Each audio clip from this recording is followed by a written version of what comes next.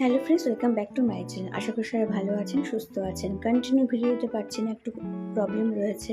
একটুখানি বাড়িতে মেডিকেল ইমার্জেন্সির জন্য কন্টিনিউ ভিডিও দিতে পারছি না। তো যারা যারা আমার সাথে রয়েছেন তাদের সকলকে অনেক থ্যাংক ইউ। আমিও সবার সাথেই রয়েছি। এভাবে একে অপরকে আমরা সাপোর্ট করব। তো আজকে চটজলদি ধোসা রেসিপি শেয়ার করছি। চাল ডাল ভেজানো ছাড়া ধোসার রেসিপি। একটা বাটি লাগবে, সেই বাটি আন্দাজ আমি 1 বাটি সুজি, 1 বাটি হচ্ছে লেফট ওভার রাইস। আপনারা বাড়িতে যখন ভাত বেশি হয়ে যায় সেই ভাতটা তো আমরা রেখে দিই, তো সেই ভাতটা দিয়ে কিন্তু আজকে ধোসাটা বানাচ্ছি। সে 1 বাটি ভাত আর 1 বাটি দই। বাটির আন্দাজটা ঠিক রাখতে হবে, তাহলে কিন্তু ধোসাটা খুব সুন্দর হবে। তো দেখুন সবগুলো মিশিয়ে আমরা সুন্দর ব্যাটার বানিয়ে নিয়েছি। খুব বেশি কিন্তু পাতলা হবে না, থিকনেস থাকবে এরকম।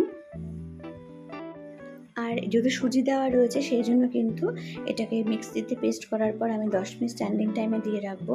কোনো রকম ডাল ভেজানোর ঝামেলা নেই যে আগের দিন রাতে ভিজিয়ে রাখতে হবে, বিউলির ডাল লাগবে বা চালটা ভিজিয়ে রাখতে হবে। জাস্ট লেফট ওভার রাইস থাকলে পরেই হয়ে যাবে। আর সবার বাড়িতে এখানে সুজি দইটা অ্যাভেলেবেলই থাকে। তো 10 মিনিট হয়ে গেছে। এবার আমি এর মধ্যে দিয়ে দিচ্ছি লবণ অল্প একটুখানি এবং দিচ্ছি আদার পেস্ট। চাইলে আপনারা লঙ্কা কুচিও ব্যবহার করতে পারেন। আমি আর কিছুই দিচ্ছি না, যেহেতু খুব চটজলদি বানাচ্ছি। ননস্টিক প্যান নিয়ে নিচ্ছি এখানে তেলটা ছড়ানোর পরে একটু জল ছিটা দিয়ে যেভাবে ধোসা বানাই আমরা জাস্ট ভালো করে তাওয়াটাকে মুছে নেব।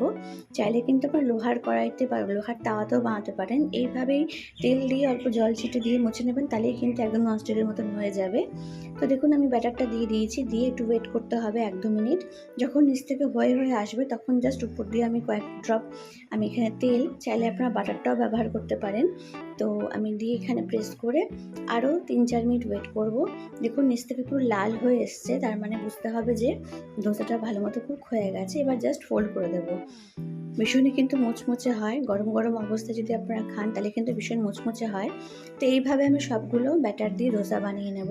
চাইলে এর সঙ্গে আলুর তরকারিও বানাতে পারেন বা চাটনির সাথেও পরিবেশন করতে পারেন। আমি চাটনি দিয়ে সার্ভ করেছিলাম।